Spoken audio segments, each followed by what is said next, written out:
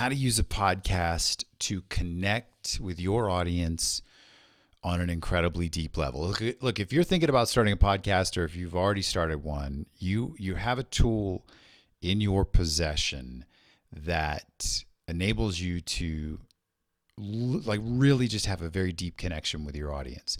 And what do we know about that? If you're an entrepreneur, if you're a coach, what that means is that these are potential customers who are building trust with you every single episode they listen to. And not just like, hey, I think that's cool information, but almost unbeknownst to them, if you do a podcast correctly, that trust is being built because of the connection that you are creating.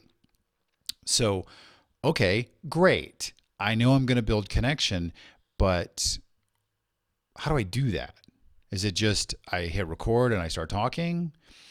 Well, there's two things that I want you to remember about the connection part of this. Number one is that you want to make sure you are playing with emotional triggers. So when I say emotional trigger, what that is that are you inspiring?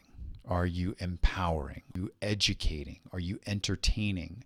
Like something where, and it's actually almost hard not to play with emotional triggers in this space because, if you are truly believing in what it is you have to say, if you're truly believing in the passion that you have for whatever your calling is, whatever your mission is, whatever you're choosing to do a podcast about as an entrepreneur, as a coach, as a thought leader, it's power or educate or entertain in some capacity.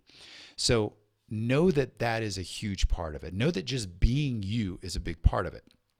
But the second part of this connection, the second part of building trust with these potential customers and clients and your audience, your growing audience that is now discovering you on places like Spotify and Apple, is you just have to remember that you're only ever talking to that one person, ever. And I know I sound like a broken record because I probably say this all the time, but the more and more I listen to podcasts, the more I hear, people with big audiences saying, hey, everybody, or hey, all y'all, what's up, everybody? And just when you take it away from that one-to-one and you immediately expose that there's, 10, 20, 30,000 people or more or less listening to a podcast, the intimacy is gone like that.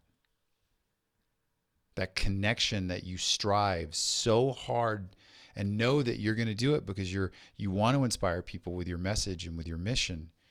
The second you forget that you're only ever talking to one person, it all goes out the window. So, yes, your podcast has the ability to connect on an incredibly deep level. You're going to entertain, you're going to inspire, empower, educate. But you are only ever doing it to one person.